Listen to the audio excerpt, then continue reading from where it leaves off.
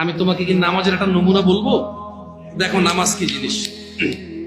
আল্লাহু আকবার বললে, তুমি সানা পড়লে, আউযু বিল্লাহ পড়লে, বিসমিল্লাহ পড়লে, আলহামদুলিল্লাহি রাব্বিল আলামিন মানে সূরা ফাতিহা পড়লে, সঙ্গে যে কোনো একটা সূরা হইলেই হলো, সঙ্গে যে কোনো সূরার বড় একটা আয়াত হইলে হইলো, অথবা ছোট ছোট তিনটা আয়াত হলে চলবে।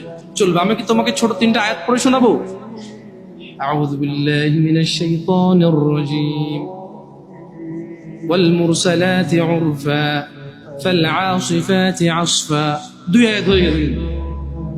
আল্লাহু আকবার। এরকম ছোট তিনটা আয়াত পড়লেই হলো। قل هو الله أحد الله الصمد لم يلد ولم يولد ولم يكن له كفوا أحد।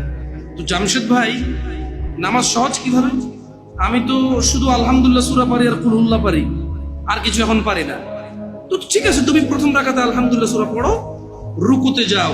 আচ্ছা, প্রথম রাকাতের রুকুতে সুবহান রাব্বিয়াল আযীম, সুবহান রাব্বিয়াল আযীম, সুবহান রাব্বিয়াল আযীম। দ্বিতীয় রাকাতের রুকুতে কি অন্য কিছু? সেম। আসলে কি প্রথম রাকাতে যেটা পড়ছি ওটাই, যদি 3 নম্বর রাকাত হয় তাইলে আল্লাহ 3 নম্বর রাকাত রুকুতে সেম, ভিন্ন কিছু না। তো খুব কঠিন কিছু মনে হচ্ছে না, ঠিক না?